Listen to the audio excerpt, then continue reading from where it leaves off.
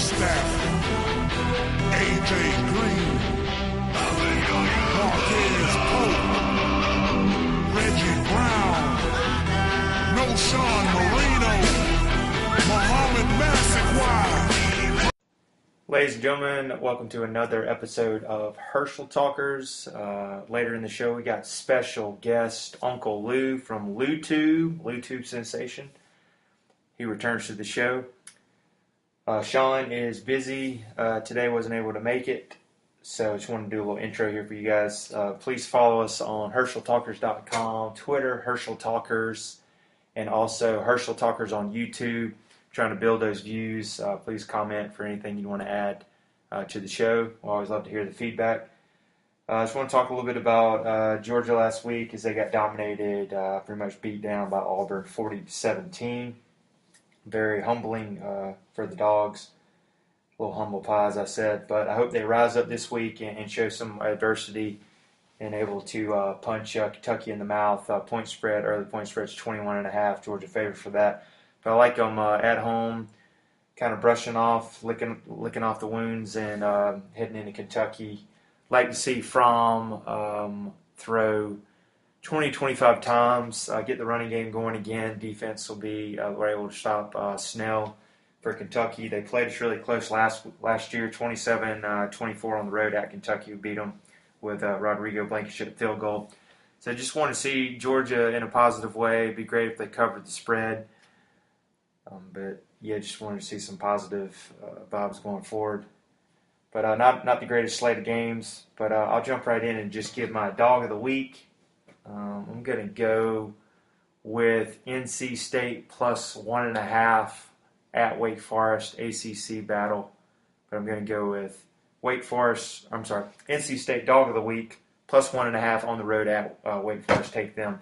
Missed the last two dog of the week last week. I took pretty much not a great pick. Took Kentucky. I think it was Kentucky. No, it wasn't Kentucky. I'm sorry. It was Tennessee Vols plus 10.5. They got dominated, destroyed by Missouri. I believe it was 50-17. So I lost that one. So I believe I am 6-3 on dog of the week. I just wanted to throw that in there. And we have Uncle Lou coming up. It was great. Conversation with him. He gave his thoughts on a lot of topics in college football. So give it up for Uncle Lou coming up and enjoy. Ladies and gentlemen, another episode of Herschel Talkers. Got another special guest today, the return of Uncle Lou from LouTube. He's gracious enough to join us with his presence again. We got Uncle Lou on the line here. How we doing, Uncle Lou? Hey, I'm doing good. I appreciate y'all having me on. Yeah, Uncle Lou was with us earlier in the season, but we'll jump right into it.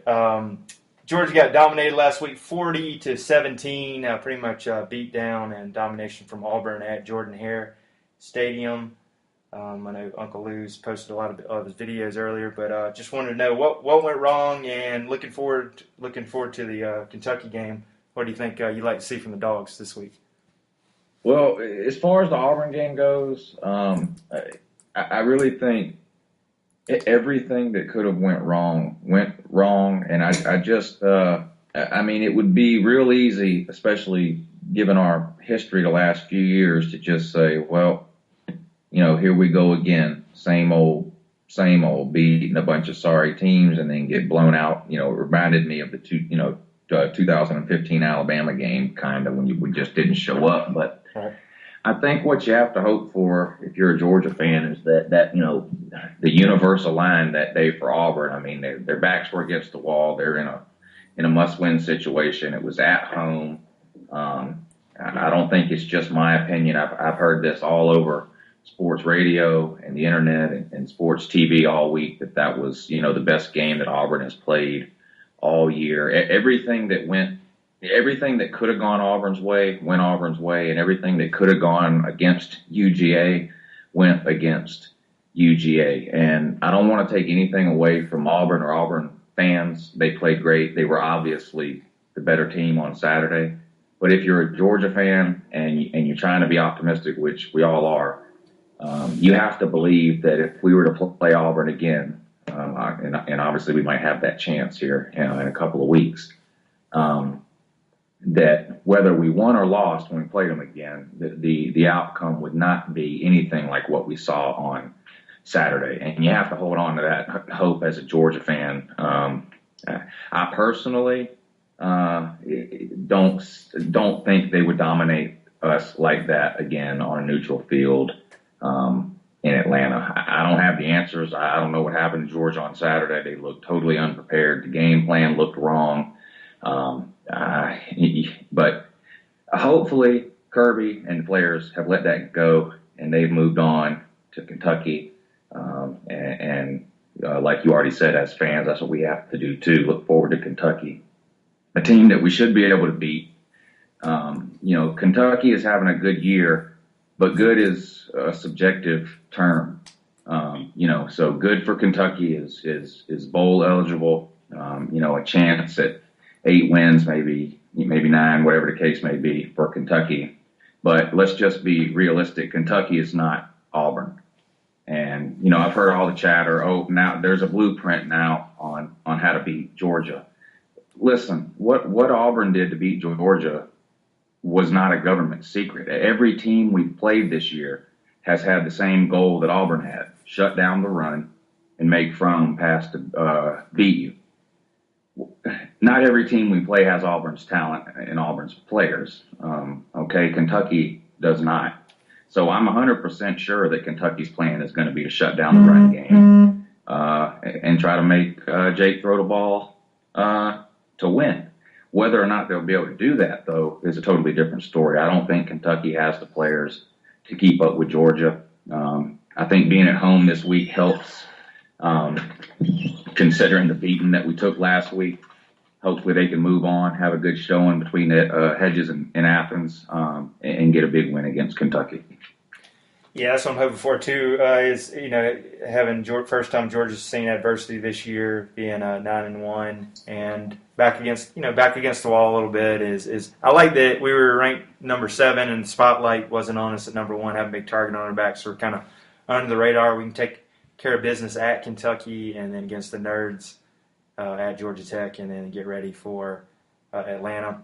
And transitioning to that, if you had to pick, which is the obvious question, popular question, who would you rather play, Alabama or Auburn in the SEC championship game? Which one's the best matchup you think for the Dawgs? I've wanted to play Alabama all year long, and I kind of feel like well, let's do this. Let's pretend Auburn beats Alabama. Okay. And then let's pretend we beat Auburn in the championship game. I feel like there's going to be some people who say, well, they didn't beat Bama. If that makes sense. As far as matchup wise, I honestly feel like we match up better with Alabama. I think Georgia's defense is built to stop a more traditional style of offense like Alabama runs. And I'm just not sold on Jalen Hurts. I know everybody's loving him because he had the game-winning drive at Mississippi State and all that. I'm just not sold on Jalen Hurts. I really don't. It really doesn't matter to me who we play. Look, if we show up looking like what we looked like last Saturday, it doesn't matter who we play, Auburn or Alabama, we're going to get run off the field again. I think we're capable of beating either one of those teams if we play our best game. I don't really like getting into the business of who I'd rather play or anything. But the Iron Bowl is going to be a really good game. And again, it's at Auburn. But if I had to pick that game right now, I would pick Alabama. I still don't trust Gus Malzahn in big games. He definitely showed up Saturday against Georgia, which is rare for Malzahn. So let's see if he can do it 2 times in a row. But right now, my money would be on Alabama to win that game. Yeah, I agree. It'd be great to have the rematch. Bittersweet to play Auburn. It'd be a neutral site. It'd be pro-Georgia in the Mercedes-Benz Stadium. And it's hard to beat a team twice. And matching up against Alabama is, with the injuries to the linebacking core they had recently, you can kind of tell they're not the same team. Struggling, only beat LSU by 24-10, and then had to have a late last second drive to beat Mississippi State by 7. This is kind of like they're trending down. So best matchup could be Alabama, which I agree. But it'd be great to have Auburn, especially Gus Malzahn, talking some trash after the game. We beat the crap out of Georgia, beat the dog crap out of them. I think that could be bulletin board material for Georgia and the players. And then transitioning that, so Kentucky looks like about 21.5 point dogs against Georgia. I was going to think you see Georgia possibly covering that, and you see them just kind of running over them. I think it'd be great for us to beat them, 42-10, 42-7, something like that. Or how do you see Georgia? I'm pretty confident if we come out with the same type of game plan that we've had all season long, that we can beat Kentucky somewhere in the neighborhood of 45-10, like we did every other mediocre team that we played this year. But I would trade every 30-point win we've had this year, where Jake Fromm had 10 passes or 12 passes. I would trade all those 30-point wins for 10-point wins where Fromm had 20 or 25 passes. As good as Fromm is, there's never been a freshman quarterback in the history of mankind that showed up at college with college experience. It's just impossible. The only way to get it is to go out there and get it on Saturdays. You can't get it in high school. You can't get it in practice. You can't get it at G-Day. I don't care what anybody says. No one's going 100% at practice. They're just not. He's got a different color jersey on. He's not getting touched. He's not getting hit. People are not going up full speed in practice, regardless of what they tell you, whether it's 85, 90%, whatever. It's not game. It's not a game environment in practice. It's just not. The only way you can get that is go out there and do it. And when it's going to happen again, no matter who we play, Auburn or Alabama, we're not lining up. And I've been saying this all year. I was saying it in week 2, week 3, week 4. People called me an idiot. Told me how Jake Fromm hit a home run in the Little League World Series. It's no big deal.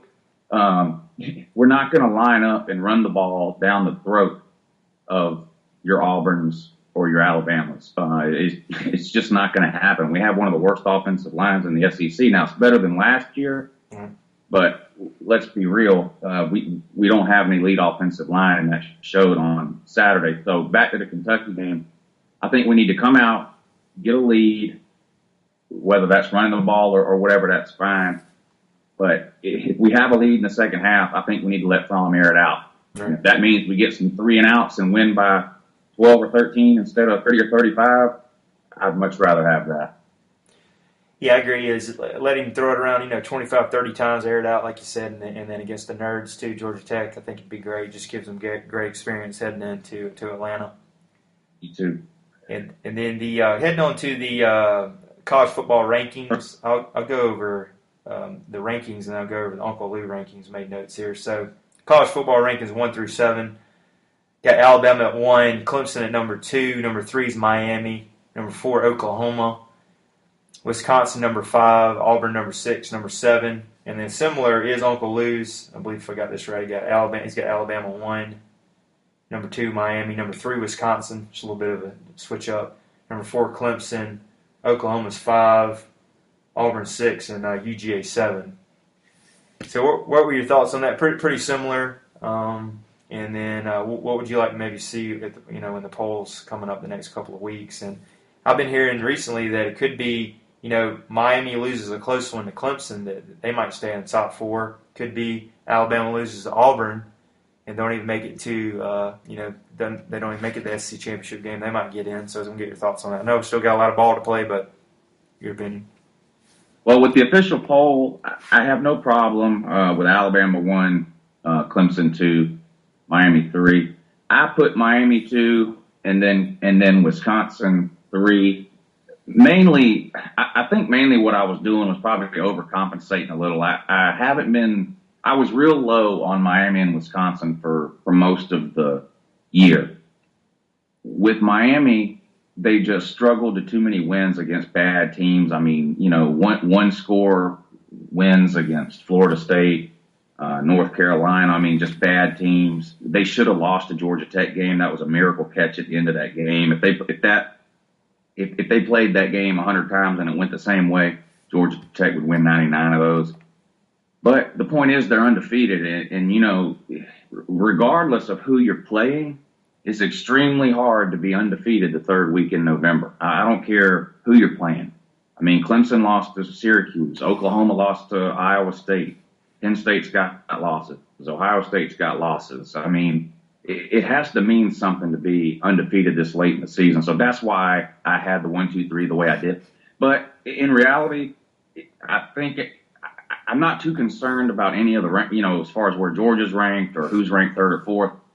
Any of those 7 teams that wins their next 3 games is making the playoff. If you don't win all of your next 3 games, then you're rolling the dice and hoping that, multiple teams ahead of you lose or something like that. But if Auburn beats Alabama and then Georgia, they're in. If Alabama beats Auburn and then Georgia, they're in. If Georgia beats Kentucky, Tech, and either Auburn or Alabama, they're in. If Clemson runs the table and beats Miami, they're in. Miami runs the table and beats Clemson, they're in. Wisconsin wins the Big Ten title game, they're in. So you're pretty much in a playoff type scenario already with the top 7 teams, in my opinion. I can see a scenario where maybe an Alabama gets in with 1 close loss. I'm not too sure about Miami. I guess it would be possible. And then the team that I think has absolutely no business anywhere near the top 4, but you're hearing a lot of chatter about it, is Ohio State. To me, I agree. That would just be a slap in the face of way too many teams. Ohio State, under no circumstances, should be ahead of any 1-loss team. Not a single one. They got 2 losses. Neither one of them are good. They got blown out at home by Oklahoma. Well, I say blown out. I think it was 14 points, I think. And then you give up 55 points to Iowa and lose. I mean, just get real. I don't care. They could beat Wisconsin 100-0 in the Big Ten title game. I don't think Ohio State's got any business being anywhere near the top 4. I think it's going to come down to the SEC, the winner of the SEC, winner of the ACC, the winner of the Big 12, which I think will be Oklahoma. And, now if Wisconsin loses in that Big Ten title game, then that's where I think you could possibly see a 1-loss Alabama or a 1-loss Miami get in, because the Pac-12 is out. So you don't even have to waste time talking about them. Washington's an average team. Southern Cal got destroyed by Notre Dame. They're out. So it's going to be the winner of the SEC, the winner of the ACC, and Oklahoma from the Big 12, which Oklahoma's probably playing the best football right now. They look unstoppable on offense. Their defense is suspect, but I mean, when you're scoring 40 and 50 points a game without even trying, they're going to be tough to beat. I don't see them losing. So I see them getting in. And then, like I said, winner of the SEC, winner of the ACC, and Wisconsin, unless Wisconsin loses. And then I think you get either a 1-loss Alabama or a 1-loss Miami, maybe. Yeah, I agree with all that, and probably the only one this week that might be any danger of a loss, I'd say, Wisconsin against Michigan. They are ranked. Could be an interesting game, but everybody else has School of the Blind, Sister of the Poor teams are playing.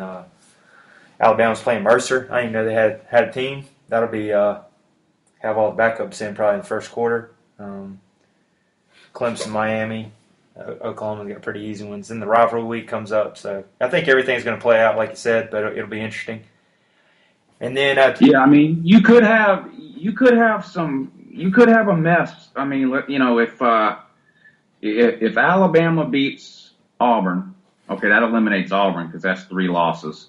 Well, if Georgia beats Alabama in a close game in Atlanta, then you've got 2 1-loss SEC champs. Obviously, Georgia would be in. If Oklahoma ran out, they're getting in. So let's say Georgia wins and Oklahoma's in. Alabama's sitting there with 1 loss. Let's say Wisconsin loses a game, whether it's Michigan this week or Ohio State, whatever, and they get out. And then let's say Clemson beats Miami. Then you got Clemson and Miami at 1 loss, Alabama and Georgia at 1 loss. And Oklahoma winning the Big 12 at 1 loss. Now, that would be interesting there because one of those 5 teams would get left out. And you could make a case for any of those. At that point, you could make a case for any of those 5 teams to be ranked number 1, and you could make a case for any of those 5 teams to be ranked number 5. That would be interesting to see what happened if that's the way it played out. But that's not likely to happen. It seems like every year we have all these crazy scenarios of what if this happens and what if that happens. And it seems like it pretty much works itself out. Sometimes you have some argument over who should be 4 or 5, but in general, these things tend to work themselves out. So we got a couple of weeks. We'll see what happens. Yeah, I agree. That usually does work itself out. And so, as you know, Uncle Lou usually likes talking about coaching rumors and talking about the other teams, so I was going to jump into this. So, got the Jorks, got the Gators. Rumor is Chip Kelly. It looks like they've been flying around, possibly meeting with his agent, talking with him. And Scott Frost has also been mentioned, coach at UCF. Also, Spurrier came out this week and mentioned that his pick is his team's, the current coach is getting ready to coach his team. So that kind of hints that it's a current coach. It looks like Chip Kelly is rumored. So I was going to get your thoughts on that if you've heard anything about the Florida job.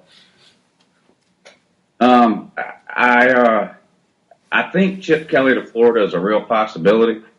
I don't really understand why the Florida fan base seems to be sold on the idea of Chip Kelly, and I talked about this a lot in my video today. You guys can check it out. Just do a search for Uncle Lou on YouTube, and it'll come up. But sure. I mean, he did dominate the Pac-12, but that wasn't last year. And when Chip Kelly brought that high octane, let's run a play every 10 seconds. We're going to run 90, 95 plays a game. No one else was doing that. Now, I know he didn't invent the spread offense and the read option and all this kind of stuff, but he put his own little wrinkle in there with that tempo that he was running, and it really snuck up and surprised a lot of teams out there. I don't think that's the case anymore. People are a lot more prepared to face that kind of tempo offense today than they were 5 or 6 years ago. On top of that, the Pac-12 was really, really weak when Chip Kelly was dominating at Oregon. Southern Cal was in the middle of their probation period from the Reggie Bush, Pete Carroll days, so they were out of the picture completely. Stanford had a couple of decent years during that run when Chip Kelly was in Oregon, but nothing really spectacular. And outside of that, the Pac-12 was really terrible the entire time Chip Kelly was there. Twice, Oregon played elite SEC teams in the postseason. Once against LSU and once against Auburn. Actually, I think the LSU game might have been a regular season game. But anyway, that's not the point. The point is, Oregon lost both of those games and struggled to score. I think one game they scored 19 and one game they scored 22 or 23, whereas they were averaging 50 and 60 points a game against the Pac-12. I just don't know if what Chip Kelly did out in the Pac-12 is going to translate to 2017 in the SEC. Now, Florida's offense has been in the toilet for a while now, so I understand from a Florida fan's perspective and even the administration the thought that, okay, we got to get some sort of offensive genius in here. So I understand the mindset behind it. I'm just not convinced that it's going to work. As far as Scott Frost goes, I think he's a good coach. 1 year at UCF, not sure if that's really enough time to really see what he can do or whatever. But if somebody wanted to take a chance on a young coach that you could really start something with, I think he would be a good choice. Of course, Nebraska is going to have a lot to say about that. He's a Nebraska guy. John Gruden to Tennessee, somebody needs to come out and either confirm or deny this. It's starting to be turning into a nightmare for Tennessee. I don't see a way now where if they don't hire John Gruden, how are any of those people going to be happy? Usually fans will act happy when they hire a new coach. They got new hope and they'll, we're so excited. I don't see how Tennessee is going to be able to do that if they hire anybody other than John Gruden, because that's literally all they're talking about. There was 4,000 people today watching a live stream on Twitter of some guy in the parking lot at the Knoxville airport filming the Tennessee plane landing and no one getting off of it. Like they thought John Gruden was going to be on it. And there was 4,000 and something people watching. Wow. I mean, they've just got all these eggs in the John Gruden basket, and I just don't understand it. The guy makes $10 million a year to work 17 days a year for Monday Night Football. He's going to quit that for $6 or $7 million a year where he's got to work 365 days a year and go sit in living rooms and beg parents to send their kids to Tennessee. I don't see it happening. He's never recruited a day in his life. He doesn't have any college head coaching experience. He hasn't coached anywhere in almost a decade. Both of those hires, to me, would be great news for everybody else in the SEC East. I think more likely at Tennessee, you end up with a Dan Mullen, Jim Bob Cooter, PJ Fleck. I can't think of the guy's name, but the coach of Memphis, I think would be good at Tennessee. I don't really know Tennessee. I'm sure if there's a way to screw it up, though, Tennessee will do it. I also heard Jimbo Fisher this week. Have you heard his name for Tennessee? Because he's not. It sounds like not too happy with Florida State. Yeah, I think if he leaves Florida State, it's going to be for Texas A&M. Jimbo Fisher, messy divorce down there in Tallahassee. I don't talk about that kind of stuff. That's people's personal things, but it does affect decisions that people make. So it could be that he's just ready to get out of Tallahassee. Almost got in a fight with some Florida State fans while he was leaving the field a couple of weeks ago. Team in the toilet this year. If he's looking to get out, there would be some teams that would want him. And Texas A&M is the school I keep hearing right now associated with Jimbo Fisher. Interesting. And of course, the Gus Malzahn to Arkansas rumors started flaring back up today, and I wouldn't be surprised if that happens either. If Alabama beats Auburn in 2 weeks, it could be the end for Gus Malzahn at Auburn, and he could be gone to Arkansas. Of course, Arkansas just fired their athletic director, Jeff Long, so Brett Bielema teetering on the edge there. Interesting. One other question. Forgot to ask, how's the knee doing? Because I know had a little knee problem there against at South Carolina. Yeah, I probably should have explained that a little bit better, but I've had several knee surgeries over the last couple of years, and every once in a while, my left knee will lock up on me. And usually I'm able to just sort of bend it a certain way, and it pops back into place. And for whatever reason, when we did that onside kick the other day, I went to jump up out of the chair, and my knee was locked. I didn't realize it, and I fell down, and I couldn't get it to pop back into place. So I ended up having to hobble around on my crutches for like a day and a half. But that second night, I went to sleep, and when I woke up the next morning, it somehow while I was asleep, I popped it back into place. So it's been fine since then. Okay, glad to hear everything's good. Did want to mention this. I talked to a good buddy of mine. He's a big Tennessee fan. He was he's diehard, reads all the boards. But here's what he said today. It's kind of funny. I was laughing at him. He said, John Gruden be great hire. They got I think both sons are going there. And he told me he was offered on the board. This is from him. I don't know how relevant it is, but 7-year contract for $10 million a year at $74 million. With incentives, which is crazy. And they also said the funniest thing is Trevor Lawrence screwed up a Tennessee fan. I think we could get him to flip from Clemson to Tennessee if John Gruden came. And then he also said Cade Mays he's gonna stay. He's gonna come back to Knoxville, Tennessee. He'll be a commit when they find out a coach. I just thought that was funny. Cade Mays, I'm 50-50 on. I'm not very warm. I'm not sold on him. Trevor Lawrence was going to Clemson. He's not going anywhere else. You can just forget about that. He's a tater. That's done.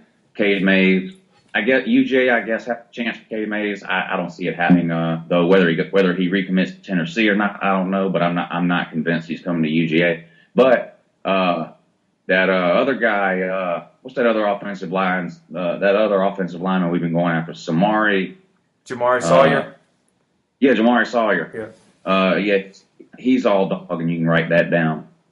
Yeah, I think he's got his buddy Andrew Thomas from the same school. I think they've been texting and talking all year. How's the whole process? Because they're saying he can come in and play right away. He's the real deal.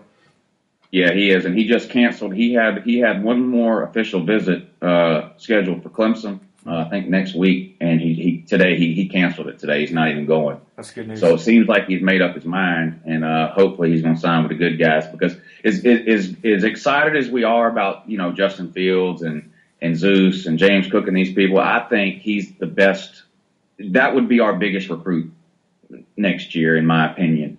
If we've got him, he's that good, and we really, really need help on the offensive line. So I would be really happy if we could get him. Oh yeah, that'd be really great. Probably the most, like I said, the most important position of need. Yeah. Yeah, I also want to ask interesting questions that came up. I wanted to ask your opinion of who do you think all NCAA college football would be your coach of the year candidate, and then I'll give you mine, but just put me on the spot here. You think might be the most impressive coaching this year, coach? I think Kirby Smart's going to get some looks for that. I think you got to throw the Iowa State coach in there. It's crazy as this sounds. I mean, Gus Malzahn could be fired. He could make the playoffs. Yeah. He could quit on his own. If he beats Alabama and then wins the SEC championship game, he'll get some consideration, I think, for coach of the year. Mark Richt, I think, is going to get some looks for coach of the year. Off the top of my head, those would be the candidates I could think of right now. Yeah, I was going to say Mark Richt, St. Rick. Yeah, I think he's done a really good job there, even though at first they didn't play anybody, but definitely that was an impressive win, beat down Notre Dame last week. So yeah, I think you got to give him some love. And then going to ask, I know you got a lot of hated SEC teams out there you hate, and I love all your Mr. General Voltard. You got the Gumps, Taters, and Gator fans. I was going to say, what's your most favorite win for Georgia this year that you enjoyed the most? The Notre Dame win, it was such a unique experience, and I didn't get to go to the game, but just, we never travel like that hardly ever. I know we played at Arizona State, at Oklahoma State. We've got a trip to UCLA coming up in a few years. But a game at Notre Dame at night like that, the second game of the year with, Fromm making his first start, that'll probably be, 10 years down, unless we win the national title this year, 10 years down the road, that'll probably be the game I remember most from this year.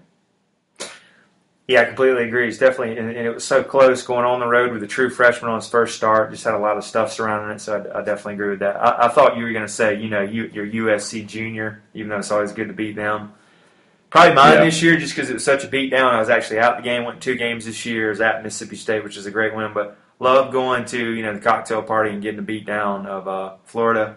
Definitely enjoyed it, and we almost shut them out, and we hadn't beat them. I think it's since 2013. So I enjoyed that one. I'd say anytime to beat Florida is important. But yeah, Notre Dame win was great.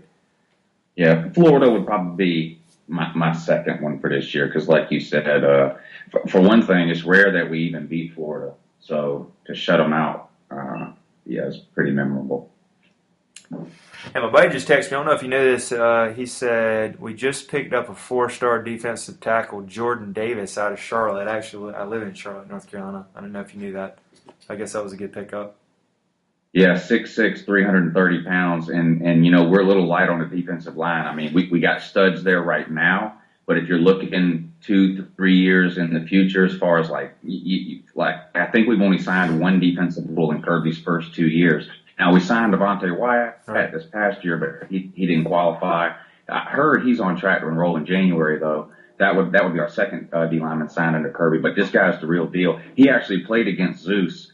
And I haven't watched the game. I've just been told this, but that was Zeus's. Every time Zeus plays, he averages 20 yards. I mean, Zeus is a monster. But the team that this Jordan Davis plays for, Zeus had his least productive game of the season so far against that team. Was that Mallard Creek, I believe? Sorry. I think that's out of Mallard Creek in Charlotte. Yeah, that's great news, especially since we just had that decommit. A couple of days ago, I believe he was a linebacker, so this will get the recruiting going again. Yeah, setting up for a good class next year, and then I think 2019. We could have the number one class in 2019. I think we'll be top 5 again in 2018, but 2019 could be number one. Awesome. Yeah, one last question. Thanks again for your time. I'm going to get your thoughts. Had a buddy, he said, ask Uncle Lou his opinion. Do you think, since all the turmoil and bad hires for Tennessee over the years, do you think, looking back, that Philip Fulmer was fired too soon? I did look it up. So he did win 1997, 1998. He won SEC championship game. He did win a national title in 98. But his 2008 year, he was 5-7. So looking back on it, I know they've had some bad hires. You think maybe they pulled the trigger a little too soon? No, I don't think you can. I think when you decide to part ways with a coach, obviously you have to be 100% sure of that, and it can't matter to you what that coach does the next day or what even really that your team does. I don't think you can look at it that way. And I always use Georgia and Mark Richt as an example, and I've been using this example since the day we fired Mark Richt, so it's got nothing to do with the fact that Mark Richt is 9-0 and ranked number 3. But I said this the whole time. If we fire Mark Richt and Kirby Smart comes in and goes 3-9 for 3 years in a row, it doesn't mean we shouldn't have fired Mark Richt. It means we shouldn't have hired Kirby Smart. Right. And I think that's how you have to look at it. And Tennessee fans, I think, would agree. You can't look at it that way. You have to say, well, it's not that we shouldn't have fired Fulmer. It's that we shouldn't have hired Kiffin. We shouldn't have hired Dooley. We shouldn't have hired Lyle. I just think you have to look at it that way. If you don't, you just drive yourself crazy, especially from a Georgia fan's perspective, where our fired coach is now coaching at another Power 5 school and having success. We can't be looking in the rearview mirror. If anything goes wrong with Kirby, it's because we hired the wrong guy, not because we shouldn't have fired Mark Richt. And that's honestly how I feel. Now, look, Mark Richt, he went to Miami. He's from there. Maybe he's rejuvenated. Whatever. This happens a lot of times, even to regular people with regular jobs. You're in a job for so long, you get bored with it, whatever the case may be. You quit, you go find a new job, and you're reinvigorated or whatever. And that could be the case with Mark Richt. But Mark, look, they can win the rest of their games and win the national title. Still doesn't mean we shouldn't have fired Mark Richt. Yeah, I completely agree, and I believe he's burnt out at the very end. You can kind of tell like maybe he didn't have it in his heart anymore, kind of going through the process, Mark Richt. But in 2012 was his only chance to really win the national title, and I know we lost it on the 5-yard line. It's a nightmare for Georgia fans, but you never know. Maybe this year, the upcoming years, it'll be Georgia's time. I hope so. And, yeah, me too.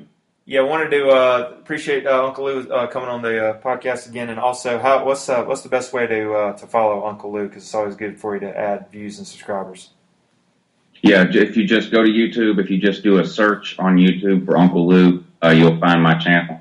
Subscribe, college football videos every day. I'm a Georgia fan, but I don't just make Georgia videos. I make usually one Georgia video a week. Several SEC videos a week, and then the rest just college football in general. So y'all come find me. Yeah, and I like it. Uncle Lou's definitely. I subscribe to his channel. I watch him, all the time, and I always like it. He's a straight shooter. Even when Georgia loses, he'll be straight to the point and tell you what they did wrong. But and I did love his video for Kentucky with all the various fans. Come get some of this bitch. I love that. That was great. That was a fun one to do, yeah. Oh, yeah. But I appreciate y'all having me on. Yeah, I appreciate it. Thanks for your time again today, and I'll send the video over to you. Hopefully you can post it on your channel for us. I will. Sounds good. All right, thanks, Uncle Lou. Go Dogs. Go Dogs. Thank you.